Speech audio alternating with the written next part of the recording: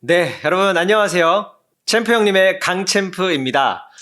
벌써 2025년 푸른 뱀의 해가 활짝 밝았습니다. 여러분 모두 새해 복 많이 받으시길 바랍니다. 자, 그러고 보니 어느새 스페셜 체어의 두 번째 시간입니다. 횟수로는 2년째가 되었네요. 벌써 2년째 제가 운영을 하고 있습니다. 첫 해에는 우리 방현영 바리스타님의 솔직하고도 딥한 토크를 봤었는데요. 여러분들 재밌게 보셨나요? 자, 그럼 오늘은 어떤 분이 이 특별한 의자에 앉아서 커피 업계에 대한 이야기, 그리고 본인에 대한 진솔한 토크를 해주실지 너무너무 기대가 되는데 박수로 맞이하겠습니다. 2020년도 코리아 커피 로스팅 챔피언이자 2022년 세계 커피 로스팅 챔피언십의 6위, 지금은 청년 로스터의 아이콘이 되신 김민호 로스터입니다. 박수로 맞이하겠습니다. 반갑습니다. 자기소개를 부탁드립니다. 네, 안녕하세요. 로스터 김민호입니다. 반갑습니다. 잘 지내고 계시죠? 네, 너무 잘 지내고 있습니다. 연세가 되셨는데 러닝도 요즘 꾸준히 하고 계세요? 혹한기 때는 사실 못 뛰었고 이번 주부터 좀 날이 풀려서 다시. 야, 무슨 혹한기라고 하니까 무슨 군대도 아니시고 약간 그런 강박관념을 가지시고 러닝을 하시는 건 아니시죠? 그건 아닌데 12월 달에 나가니까 네. 무릎이 좀 시리더라고요. 참 그래도 새해부터 또 러닝도 하시고 본인의 네. 건강을 위해서 하시는 모습이 참 보기가 좋습니다. 네. 요즘 이제 새해가 됐는데 어떻게 새해에 어떤 목표한 부분들이 좀 있으세요? 올 한 해는 우승을 다시 한번 해보고 싶다. 우승을 네. 로스터로서? 로스터로서. 그리고 앞으로 준비하고 있는 바리스타 대회는 우승까진 모르겠으나 그래도 좋은 성적으로 마무리하고 싶다. 좋습니다. 자, 그럼 이제 본격적으로 딥한 토크 한번 스페셜 체어에 특별한 주인공이 앉아주셨으니까 이야기를 좀 이어가 보도록 하겠습니다. 저희가 그 바리스타들의 그런 커피 입문기, 처음에 커피의 만남에 대해서는 많이 들어본 것 같은데 로스터의 커피 첫 만남은 사실 좀 생소한 부분인 것 같아요. 그래서 우리 김민호 로스터님께서는 어떻게 하다가 커피 업계에 발을 들이시게 됐는가? 우선 이제 커피를 처음 만났을 때가 음. 군대를 다녀오고 나서 처음 근무했던 데가 커피를 판매하고 있던 샌드위치 집이었어요. 거기서 사실 배웠던 거는 지금 생각해보면 커피라고 할 수 있을까? 그때는 막연하게 커피를 했던 것 같아요. 근데 그 다음에 되게 우연한 기회로 전광수 커피하우스라고 있어요. 네네네네. 알죠. 네. 네. 서빙 알바를 구하길래 거기 한번 근무를 해봤었어요. 근데 근무를 하면서 보니까 그 형 누나들이 내리는 그 커피가 너무 신기했고 또 산지마다 맛이 다른 걸 확인하고 나서 이거 해야겠다. 그럼 샌드위치 집에서 이거 커피가 너무 좋다라고 생각을 하셨던 거예요? 그래서 그쪽으로 넘어가시게 된 건지. 사실 그렇진 않았어요. 그 샌드위치 가게 같은 경우는 오토로 돌아가고 있었어요. 네. 그래서 점주님이 항상 오셔서 라떼아트만 하고 있거든요.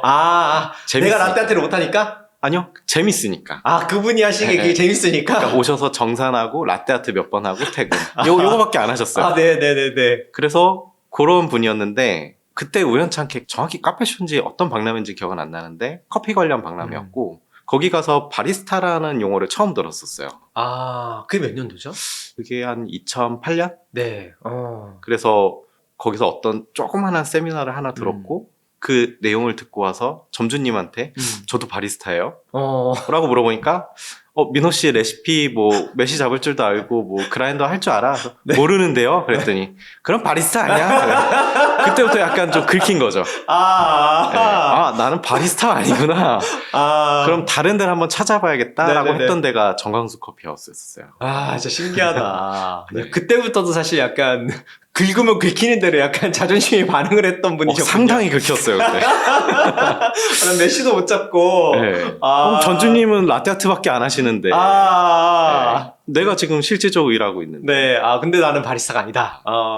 근데 그 사전 인터뷰 때 그 커피 여행을 다녀오셨다고 이렇게 이야기를 해주셨어요. 그래서 네. 어디를 좀 다녀오셨는지. 바리스타를 한 5년 정도 근무를 하고 나서 그 후에 꽤 오랜 기간, 네. 2008년부터 시작해서 한 13년, 12년 이때까지는 그 한 곳에서 계속 일을 하셨어요? 그렇진 않았어요. 처음 시작했던 기간에 한 2년은 이미 대학생이었었고 네. 대학교 졸업하고 나서 한 2년 정도 더 네. 이렇게 해서 한 4, 5년 정도 바리스타 근무를 하고 네. 한 그쯤 되면 이제 뽕이 차잖아요. 그쵸. 내가 커피 제일 잘해. 네. 그래서 어느 정도 나 메시도 잡을 줄 알고 손님들도 알고, 맛있다고 하고 매니저도 대받고 메뉴 대받고 나 가르치기도 하고 그쵸. 이 정도쯤이면 나 좀 잘하지 않나? 라는 수준? 맞아요. 네. 딱 그 네. 타이밍이에요. 그래서 그 타이밍에 나는 좀 더 나은 걸 경험해봐야겠다 생각하고 1년 정도 여행을 떠났었어요. 그때 당시에. 네, 정확히는 워킹 홀리데이를 앞에 한 7개월 정도 했고 뒤에 여행을 한 6, 7개월 정도 했고 워킹이면 사실 갈 수 있는 나라가 좀 한정적인데 어디를 갔다 오셨나요? 그때 가고 싶었던 나라는 원래 캐나다 쪽이었어요. 네. 근데 캐나다는 이미 공고가 끝났었고 네. 근데 사실은 호주 같은 경우는 항상 상시 공고니까 네. 호주를 갈까 생각을 했는데 호주보다는 조금 더 제한적으로 뽑는 데 가서 뭔가 그땐 그게 더 희소성이 있다고 느꼈으니까 스스로가 네. 그래서 뉴질랜드 그 워킹 홀리데이를 알아봤는데 한 달 뒤에 공고가 있는 거예요. 그래서 지원을 했는데 비자 취득이 됐어요. 그래서 뉴질랜드 쪽으로 가시게 됐군요. 네네. 뉴질랜드를 갈 때 사실은 너무 무지했던 거는 네. 동사가 맨 앞에 오면 의문문이라는 것조차도 모르는 상태로 갔었어요. 그러니까 물건 하나도 구매할 수 없는 상태. 네. 머리에 커피뽕이 차 있으니까. 무대 보셨네요. 네, 완전 무대 보였어요. 커피 하나로 세계 정복 이런 느낌으로 약간 가셨구나. 그런 느낌. 나 약간 그 영주권까지 갈 수 있다. 근데 망상이 심하셨네요. 근데 실상 그렇지 않더라고요. 네네네. 근데 우연찮게 뉴질랜드 안에서 한인 사이트 안에서 한국인 매니저를 구했었어요. 어떤 레스토랑이나 카페? 네, 카페. 네. 그래서 그쪽에 지원을 했고 그쪽에서 일을 하게 됐는데 그 카페가 굉장히 뉴질랜드 안에서도 시골에 있는 카페였었고 그 카페는 그 시골에서 동네에 딱 하나밖에 없는 유일한 카페였었어요. 그 정도로 되게 작은 도시였는데 그 되게 작은 도시에서 장사가 되는 걸 보고 옆에다가 하나 더 차렸어요. 뉴질랜드는 아무래도 한국에서 했었던 카페 시스템이라고 해야 될까요? 그것과 사뭇 다를 것 같은데 네, 정확해요. 좀 어떤 식으로 좀 다른가요? 그 보통 밸류 체인이라고 하죠. 산지, 그 다음에 바이어, 그 다음에 로스터, 그 다음에 바리스타, 소비자 이렇게 체인이 있는데 그 뉴질랜드 같은 경우는 그 밸류 체인의 각각의 역할이 명확하게 구분돼 있어요. 물론 이제 로스팅을 하는 회사가 샵을 가질 수도 있겠지만 보통 로스팅을 하는 회사들은 로스팅만 하고 납품만 하는구나. 네. 그리고 샵에서는 로스팅 관련 일은 하지 않았고 거의 대부분 납품을 받았어요. 그래서 바리스타들은 명확히 바리스타 일들을 하고 있었고 그러다 보니까 보통 한국에서 납품을 받으면 예를 들어 A라는 카페가 있으면 챔프 커피에서 납품을 받더라도 그냥 저희 원두예요라고 소개를 보통 하잖아요. 네. 근데 뉴질랜드 같은 경우는 납품받는 로스터리들을 보통 메인 간판에 내놔요. 그래서 어느 장소에 가도 챔프 커피를 받고 있으면은 그 챔프 커피 로고가 있고 저는 챔프 커피를 원래 좋아하면 어느 지역에 가도 그곳을 보고 가는구나. 네, 그걸 보고 들어가고 머신이랑 그라인더 세팅이 동일하기 때문에 보통 추출 레시피가 다 비슷하게 이루어져요. 진짜 신기하네요. 어떻게 보면 약간 프랜차이즈 같은 느낌처럼 그렇게 네, 가는 거네요. 맞아요. 그래서 각각의 영역이 명확하게 구분이 돼 있어요. 거기도 혹시 그런 아침 러쉬가 있나요? 너무 많죠. 뉴질랜드 같은 경우도 새벽 6시에 오픈해서 3시면 닫아요. 완전 네. 근무의 형태가 완전 다르네요. 저녁엔 커피를 아예 안 먹으니까. 그 이외에 뭔가 좀 특별한 에피소드가 있으세요? 그 커피 여행이나 혹은 일을 하시면서 느꼈던? 사실은 이제 여행을 떠나게 된 계기가 제가 여행 떠나기 직전에 약간 자격증 수집을 좀 했었어요. 수집? 큐그레이더. 그때 당시에 가장 큰 협회였던 곳에서 자격증이라든지 어떤 뭐 과정이라든지 또 바리스타 자격증을 심사하는 심사위원 워크숍 참가라든지 이런 활동들을 좀 했었거든요. 근데 사실 그때 당시에 그 교육을 받으면서 조금 너무 아쉬운 게 너무 많았어요. 뭐냐면은 어쨌든 저희가 먹는 이 커피는 한국 음료가 아니잖아요. 네. 외국 음료잖아요. 네. 근데 외국 음료를 뭔가 한국 안에서 전달하는 과정에서 이분들조차도 명확한 경험이라든지 지식을 가지고서 전달하는 느낌이 없거든요. 그래서 여행을 다닐 때 특히 카페가 발달된 나라 중심으로 여행을 해보자라고 생각을 했었고 각각의 나라에서 발달된 그런 커피 문화들을 경험했을 때 되게 좋았다고 생각합니다. 그런 게 약간 좀 인상에 많이 남으셨구나. 네. 그러고 나서 사실 이제 돌아오시고 그 춘천 쪽에서 일을 하시게 됐다고. 뭐 본의 아니게 잠깐 유학을 좀 갔었어요. 네. 원래 국내에서 유학을. 네, 원래 서울 사람인데. 네. 비정은 뭐 좌천 아닙니까? 유배? 그래서 춘천으로 유학을 가게 됐고 이제 아까 이제 군대 다녀오고 나서 그 과정이 아직 학생 신분이었을 네. 때가 이제 춘천에서 생활했을 때니까. 아, 그 약간 연고가 좀 있었군요, 그렇게. 네. 그래서 춘천에서부터 시작하게 된 거죠. 그럼 이제 로스팅과 관련된 업무를 그때부터 좀 하시게 됐다고. 로스팅 업무는 정확하게 저는 커리어로 치는 건 2015년. 어. 그 여행을 다녀온 이후로 치고 있어요. 그래서 그 바리스타 기간 때는 사실 로스팅 할 줄 몰랐었어요. 15년도부터 어디에서 그러면 일을 하시게 된 건가요? 이제 로스터로서 첫 번째 근무한 데는 카페 뮤제오 아마 다 아실 거예요. 네네네네. 네, 카페 뮤제오가 사실은 용품 파는 회사로 많이 알려져 있지만 커피 로스팅 양이 어마어마합니다. 네, 그렇죠. 네, 거기서부터 처음 로스팅 R&D 팀으로 음. 근무를 했었고 아니, 근데 사실은 바리스타로 어쨌든 그 발을 들이셨고, 그걸로 뭔가 나는 조금 더 나은 커피 경험을 해봐야겠다 해서 여행도 갔다 오시고 하시면 보통은 다시 바리스타로 가게 되는데, 그 어떻게 보면 사실 저희 이 직업군 내에서도 바리스타, 로스터, 뭐 생두 바이어, 뭐 프로듀싱 교육하시는 분들, 이게 좀 분야가 좀 나눠져 있잖아요. 네. 그래서 바리스타에서 바로 로스터로 이렇게 이동하는 건 사실은 쉽지 않아 보이거든요. 왜냐하면 내가 늘 했었던 분야가 이쪽이면 이쪽 길을 조금 더 가야지라고 생각을 하는데, 갑자기 로스터를 어떤 직무를 바꾸신 이유가 따로 있으세요? 사실 지금 돌아보면은 음. 크게 차이가 나진 않는데 그래도 그때 당시에는 돈이었던 것 같아요. 아무래도 조금 더 나오는 게 있었고 네. 그리고 사실은 이제 규모가 있는 회사에서 근무를 해보고 싶었었어요. 왜냐하면 카페에서 근무했을 때 어느 정도 한계가 많이 느껴졌고 네. 조금 위험한 발언인데 카페에서 근무하고 있는 친구들과 같이 소통하는 게 좀 쉽지 않았었어요. 민호 챔프님께서. 네. 어. 뭔가 바 안에서의 시기 질투, 덩치 네. 이런 게 좀 있죠. 몇 명 없는데 막 네. 그걸로 막 계속 싸우고 그러는 네. 게 근데 다니는 데마다 그러니까 좀 쉽지 않더라고요. 그런 게 좀 싫으셔서 네. 나는 이제, 그냥 로스팅하는 업무 쪽으로 가야겠다. 네. 그리고 좀 더 규모가 있는 데를 찾아야겠다. 그렇게 가시면 사실은 뭔가 내가 잘 모르니까 배움에 대한 갈망이 좀 있으셨을 것도 같아요. 정말 많았어요.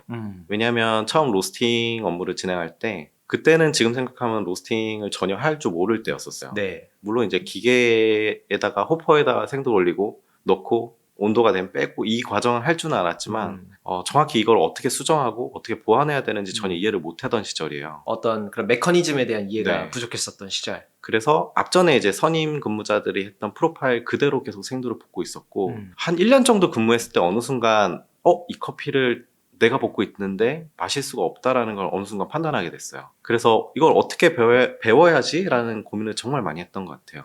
어떤 그래서 해결책을 찾으셨나요? 처음에 했던 거는 그 자작 로스터기 하나를 구매해서 집에서 가스레인지에다 올려놓고 그때부터 생두 사다가 연습했던 것 같아요. 흔히 말하는 통돌이.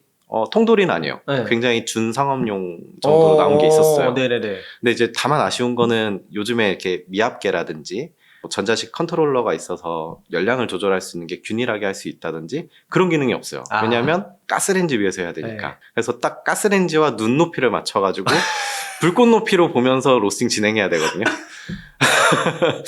불꽃이 눈 위로 올라간다 그러면 이제 100%뭐 내려오면 약간 50% 이런 식으로 조절하면서 해야 돼요. 야, 네. 그래서 그거 제외하면은 그 안에 있는 로스터기의 메커니즘은 너무 상업용과 동일하게 나온 게 있었어요. 그런 걸 빼놓고. 네, 정확히 아이로스터라는 로스터. 그러면 그렇게 약간 시행착오를 그냥 겪어가시면서 스스로 체득하신 타입이세요? 네, 우선은 그랬었어요. 그리고 1년 정도 연구했을 때는 그 장비에서 제가 원하는 결과물들은 만들어내긴 했었어요. 근데 다만 매번 균일하게 하는 건 너무 어렵다. 왜냐면 무릎을 좀 더 굽히면 화력 높이가 달라 보이기 때문에 네, 약간 불규칙할 수는 있으나 네. 한 1년 반 정도 됐을 때는 정확히 맞추고 있었다. 야. 근데 그걸로 상도 타봤어요. 어떤 출품 대회를 나가서. 네. 야, 대단하시네요. 네. 거의 이 정도면 사실 장인에 가까운. 네, 그쵸. 어. 약간 그렇게. 야, 근데 뭐 하나 하면 되게 좀 진득하게 하시는 편이시네요. 그렇진 않아요. 그래요? 네. 왜냐하면 상당히 길거든요? 집에서 할 수 있는 것도 1년 반 동안 하시고. 그쵸. 이게 1년 동안 누가 알려주지 않더라도 1년 동안 그냥 선임의 프로파일을 그대로 쫓아하고. 그쵸. 이거는 사실은 대단한 어떤 인내심이거든요. 약간 저였으면 뭐 해보고 나서 왜 이렇게 하지? 이렇게 바꿔볼까? 아, 이건 너무 힘든데 이거 좀 다른 거 사볼까? 막 이랬을 것 같은데. 근데 저는 문제 해결할 때 좀 그게 있어요. 약간 골물 때까지 기다린다. 아, 완전히 내가 끝까지 한번 가보고 나서 네. 그 후에 한번 바꿔보겠다. 네. 이런 타입이시군요. 저는 약간 그런 타입이에요. 재밌습니다. 그 도중에 SCA 커피 교육도 좀 들어보신 적이 있으시다고 제가 들었어요. 사실 작년에 음. 처음 들어봤어요. 그 생각보다 그러면 로스터로서의 삶을 꽤 살아오시다가 SCA 커피 과정에 대해서 좀 알아보신 거네요. 그쵸. 왜냐면 목표가 조금 하나 있었어요. 네. AST라는 자격을 좀 취득을 해야겠다라는 생각이 음. 있었고 그 과정을 좀 준비하면서 지금 제가 가진 경험이나 이런 것들을 좀 더 교육적으로 풀어봐야겠다라는 생각이 좀 들었었어요. AST 혹시 모르실 수 있는 분들이 있으니까 AST가 혹시 뭔지 뭐 간략하게만 좀 설명을 해주실 수 있나요? 어쨌든 그 교육을 진행하면서 인증할 수 있는 음. 자격을 가지신 분들, 공인 트레이너. 공인 트레이너 그렇게 이해를 할 수 네. 있다. 좋습니다.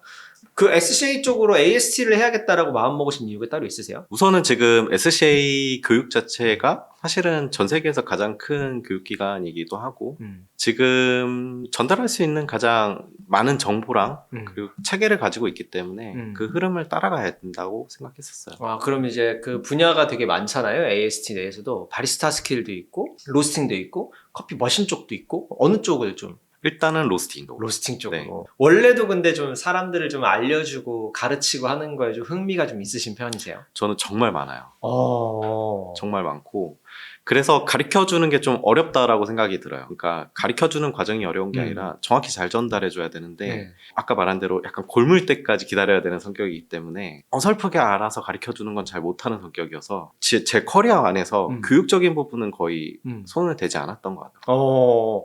그러면은 하나의 질문이 생기는데 사실 개인적으로 알려주시는 분들이 많잖아요. 네. 그 커피 안에서는 이제 사실 개인 커피 교육을 하시는 분들이 꽤 많은데 내가 알고 있는 어떤 지식과 정보를 개인적으로 그냥 풀 수도 있는데 이걸 AST로 내가 알려주고 싶다라고 마음먹으신 이유가 좀 있으세요? 이런 히스토리가 하나 있어요. 제가 AST 과정을 준비해야겠다고 주변 지인들한테 얘기를 하니까 네. 지금 너한테 프로페셔널 과정, 특히나 로스팅 쪽에서의 그 과정을 지도해줄 만한 AST가 아마 없을 것 같다. 교육을 원해도 열어주지 않을 것 같다라는 네. 얘기를 정말 많이 들었어요. 네. 그래서 왜 그럴까라고 생각을 해보니까 사실은 조금 로스팅 파트 쪽에서에서 주특기, 주 종목으로 하시는 분들이 별로 없었던 것 같아요. AST라고 하면 사실은 이제 보통 어느 정도의 수준까지 아무것도 모르시는 분들을 어느 정도 수준까지 올려내시는 분들이 트레이너인 거잖아요. 그 기준 안에 부합이 될 수 있게끔 가르쳐 주시는 분들이기 때문에 주로 로스팅 쪽으로 하시는 AST 분들이 없으셔서 좀 약간 고민을 하시고 계셨고 그래서 본인이 그쪽으로 가고 싶으셨던 거군요. 정확한. 여러분 제가 이렇게 정리를 잘합니다. 많이 배워야 될 것 같아요. 여러분 제가 이렇게 정리를 잘합니다. 이해했습니다. 그래서 중복된 질문이긴 하지만 그러니까 내가 그냥 내가 알고 있는 정보를 그냥 전달해줘도 될 건데 왜 AST로 그냥 넘어가고 싶으셨던 거예요? 제가 판단했을 때는 저는 SCA의 로스팅 교육은 정말 너무 좋았어요. 들어보셨을 때? 네. 너무 좋았고 사실은 AST가 된다고 해서 제가 그 수업을 연다고 해서 제 개인적인 로스팅 스킬을 주입할 수는 없어요. 그렇죠. 그 교육 과정 내용이 있고 근데 저는 사실 그 내용이 로스팅의 기본이자 사실은 마지막이라고 생각해요, 거의. 그러니까 대부분의 필드에서 개인적으로 로스팅 수업을 하시는 굉장히 잘하시는 분들 많지만 어느 정도 그 환경에 대한 스킬이 들어가잖아요. 환경에 대한 스킬. 교육을 받을 때 사용하는 로스터기에서 더 좋은 맛을 낼 수 있는 무언가의 스킬들이 들어가잖아요. 로스팅 그 프로페셔널이라든지 이런 과정에서는 그런 내용은 일절 없어요. 다만 이 커피가 옳게 볶였는지 아니면 나쁘게 볶였는지 잘못 볶였는지 요렇게만 구분할 수 있는 그 기준을 전달해 주거든요. 네. 근데 제가 보는 로스팅 수업도 그게 기본이자 마지막이에요. 그거를 판단을 못하면 아무리 좋은 기술을 가르쳐줘도 결국에 좋은 결과물을 만들 수가 없어요. 이해했습니다. 그 대부분 사실 현장에서 해주는 그냥 개인 어떤 수업은 어쨌든 그 선생님이라고 표현할게요. 알려주시는 분이 가지고 있는 환경에 따라서 좀 달라질 수밖에 없고, 우리가 흔히 로스팅의 어떤 교육이라 함은 그 현장 상황 내에서 어떻게 하면 더 잘 로스팅할 수 있을까에 대한 어떤 기술적인 측면들을 알려주는 것들이 꽤 많은데, SCA 교육은 그게 아니라 이 커피가 지금 잘 볶였는지 안 볶였는지 그거를 판단해 줄 수 있는 기준을 마련해 주신다는 말씀이신 거잖아요. 그렇죠. 근데 그게 챔프님께서 생각하시기에 그게 로스팅의 처음이자 마지막인 것 같다. 그렇죠. 저는 뭐 좀 반대 의견인데, 네. 반대 의견이라기보단 그래도 그 안에서 로스터기마다의 어떤 그 특징들을 잘 알고 어떤 생두가 있었을 때 그것들을 잘 발현하기 위한 대처 방법들을 더 알고 있어야 되지 않나라는 생각도 들거든요. 네. 그건 어떻게 생각하세요? 물론 그것도 맞는 얘기지만 기본적으로 저는 교육이라는 시스템 자체는 이 사람한테 어떤 명확한 뭔가 하나를 전달해 주는 게 아니라 이 사람이 기본을 준비한 상태에서 어떤 환경을 만나더라도 다 대처할 수 있도록 네. 열어주는 일이라고 생각을 해요. 근데 오히려 스킬 교육이 들어가면 그쪽에 함몰될 가능성이 높다고 생각해요. 그래서 그 SCA 교육은 굉장히 로스터의 스타트로 봤을 때 굉장히 좋은 교육들이 많이 들어가 있어요. 자, 이렇게 해서 우리 김민호 챔프님 모시고 뭐 딥한 토크 계속해서 이어나가고 있는데, 그 본인만이 지금 이제 로스팅과 관련된 어쨌든 AST와 관련된 또 교육이나 또 본인만의 지금 이야기를 좀 들어보니까 내가 이러이러한 교육을 할 때 본인만의 확실한 철학과 신념이 좀 있는 것처럼 느껴져요. 좀 뭐 본인만의 어떤 철학이나 신념이 좀 있으세요? 저는 명확하게 커피는 음식이라고 생각. 그래서 먹는 사람이 되게 편안하게 먹을 수 있게 해줘야 된다고 생각해요. 편안하게 먹을 수 있다는 사실 또 어떻게 보면 좀 주관적이잖아요. 일단 제공된 커피가 처음부터 끝까지 소비될 수 있는 상태라고. 그러면은 내가 뭐 흔히 말해서 처음부터 마지막까지 다 마실 수 있는 커피면 그건 좋은 커피다. 좋은 커피라고 생각해요. 어... 그게 로부스타든 스페셜티든 게이샤든 그 과정에서 이거를 판단하는 기준이 잘 어우러지려면 명확하게 센서리가 좋아야 될 것 같아요. 로스팅 쪽에서는 로스팅 디펙트가 나오지 않도록 로스터는 로스팅을 해줘야 되고, 추출 쪽에서는 너무 불편한 자극이 나오지 않도록 설계된 그 커피의 맛을 잘 끌어올려서 제공해주면 된다고 생각해요. 사실 이제 저희는 공급자잖아요. 네. 공급자이기 때문에 커피에 대한 지식을 무한하게 습득해야 되고 계속 개발해야 되지만, 다만 그 습득된 지식을 너무 과학적으로 이 센서리와는 무관하게 이게 더 좋다라는 식으로 어느 쪽으로 함몰된 방법으로 제공하는 거는 별로 좋아하지는 않아요. 그 수치화하는 거는 저는 그 공급하는 입장에서는 그 중요하다고 저는 좀 보는 편인데, 뭐 예를 들면 로스팅 쪽에서 봤을 때 아주 심플하게 뭐 DTR 같은 거, 여기 디벨롭먼트 타임 레이시오라고 불리우는 보통 그 전체 로스팅 기간 중에서 1팝이 터지고 나머지 배출까지의 기간.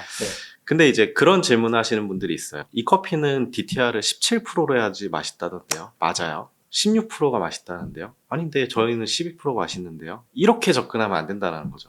그건 완전 동의합니다. 네. 네네네. 추출 쪽에서도 봤을 때 필터 커피에서 저희가 알고 있는 황금 레시오 네. 봤을 때 TDS가 1.2, 1.3이 나와야지 맛있다던데요. 네. 이렇게 접근하고 가면은 사실은 좋은 커피가 나올 수 없다라는 거죠. 왜냐면 지금 현재 있는 카페가 생각보다 직장인들 그리고 좀 블루 컬러가 많은 그런 단지라면 사실 이 커피는 굉장히 맹맹한 커피로 느껴질 수 있을 거라는 거죠. 그래서 음식이기 때문에 이 먹는 사람들이 충분히 즐기고 그다음에 마실 수 있게 해주는 게 저는 훨씬 더 중요하다고 생각을 해요. 완전 동의하는 바입니다. 사실 저한테도 이건 무조건 뭐 수율을 뭐 20% 가져가야 됩니다. DTR을 이거는 10%뭐 고정으로 해야 됩니다.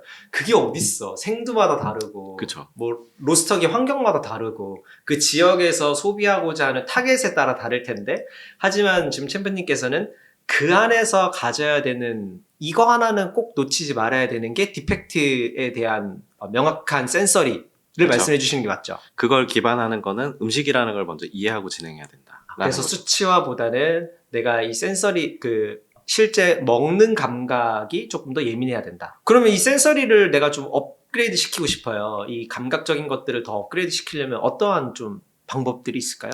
뭐 일단은 제가 AST가 된다면 제 교육을 받는 것도 방법이 될 것 같고요. 그래서 언제 되는데? 환율 떨어지면. 네, 알겠습니다. 네. 그리고 사실은 이제 같은 재료로 판매하고 있는 다른 샵들을 많이 비교해 보면서 먹어보면 좋을 것 같아요. 지금 지도하고 있는 로스터들도 저희가 취급하고 있는 커피가 맛있는지 맛없는지 잘 모르겠어요 라는 질문을 할 때 우리가 갖고 있는 생두랑 동일하게 생두를 가지고서 로스팅을 하는 업체 거를 구매해서 먹어봐라 라고 얘기하거든요. 그러면 반대로 저희가 못하고 있으면 저희도 더 디벨롭 할 수 있는 기회가 생기고, 또 반대로 상대 업체가 조금 더 뭔가 저희보다 좀 더 로우하면은 우리가 지금 잘하고 있구나라는 생각을 가질 수도 있고, 이런 기준이 생길 수 있으니까 다양한 곳에서 먹어봤으면 좋겠어요. 자, 이렇게 해서 우리 그 신념까지도 한번 확인해 봤는데, 어떻게 좀 방송이 좀 편안하세요? 네, 편안합니다. 또 선배님이랑 같이 얘기하니까. 후배님을 제가 열심히 캐리해드리고 있습니다. 네. 꽤 많은 곳에 컨설팅을 하고 계시죠? 지금 이제 사실은 포비라는 업체에서 컨설팅 하면서 업무 중 하나가 이제 로스터 양성이다 보니까 지금 3명의 로스터를 가리키고 있습니다. 야, 3명이나 가르치시려면 사실은 쉽지 않으시겠어요? 친구들도 열정이 있다 보니까 잘 따라주고 있는 것 같아요. 아주 멋있습니다. 네네. 사실 뭐 포비는 이제 베이글로도 유명하지만 네. 커피가 굉장히 그 매칭이 좋더라고요. 저도 몇 번 가서 먹어봤는데. 진짜요? 네. 사실 그 포비 베이글은 그 예전에 청년 커피랩 하셨을 때 거기 안에도 또 있고 해서 그 저도 몇 번 가서 이렇게 종종 가서 커피를 마셔봅니다. 일부러. 김민호 얼마나 잘하나 보자. 약간 그런 마음으로 뭐 얼마나 하는데 얼마나 많다고 이러면서 가본단 말입니다. 근데 가서 먹어보면 상당히 수준이 높다. 네, 커피의 퀄리티가 굉장히 높다 하면서 뭐 그랬던 경험들이 또 있고. 감사합니다. 그러면서 이제 특히나 이제 커피도 커피지만 결론적으로 이제 메인이 되어져 있는 어떤 베이글과의 어떤 조합, 그것들을 좀 생각을 하시면서 만드셨다라는 좀 그런 것들을 좀 받았던 적이 있었던 것 같습니다. 네네. 네, 여러분. 김민호 챔프님과 함께하는 스페셜 체어, 아주 딥한 토크가 계속해서 이어져 나가고 있는데, 아까 좀 이야기가 좀 나오다가 조금 지지부진한 것 같아서 요거를 조금 더 이야기를 들어보고 싶은데, 사실 저는 로스터